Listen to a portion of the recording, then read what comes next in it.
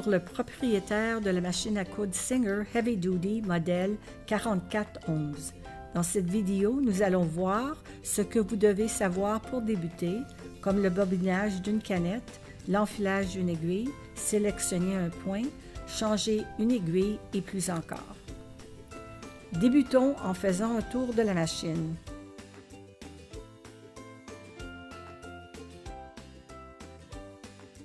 La première chose que nous allons faire est de brancher la machine dans la prise murale et l'allumer. Vous saurez que la machine est allumée lorsque la lumière s'allume.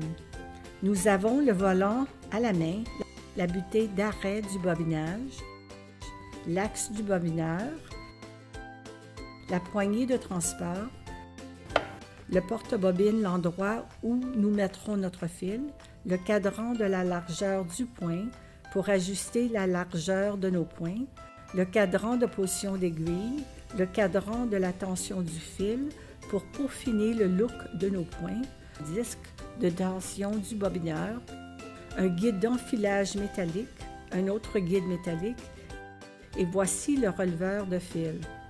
Ceci sera vraiment important quand nous enfilerons le dessus de la machine.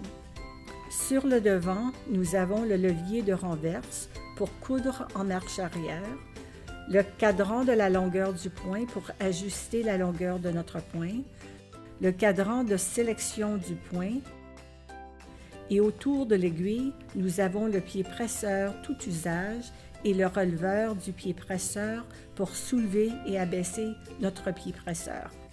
Ici, nous avons le porte-canette avec une canette déjà installée à l'intérieur. Nous pouvons retirer le compartiment de rangement amovible pour révéler notre bras libre. Celui-ci est très utile pour coudre de petits projets circulaires comme des bords de pantalon et des manches. À l'arrière du bras libre, on retrouve le levier d'abaissement des griffes. Vous pouvez déplacer ce levier pour faire descendre les griffes et ce sera très utile pour la pose de boutons et la couture à main libre.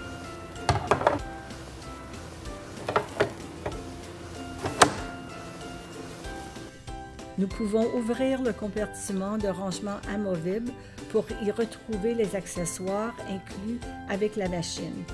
Sont inclus quelques canettes, aiguilles, un chapeau de bobine et quelques pieds presseurs supplémentaires. Jetons un coup d'œil à ces pieds presseurs. En plus du pied tout usage qui est déjà installé sur votre machine, vous obtenez le pied pour boutonnière pour confectionner des boutonnières, le pied pose de boutons pour coudre les boutons et le pied fermeture à glissière utilisé pour insérer des fermetures à glissière et il peut aussi être utilisé pour la couture passe-poil.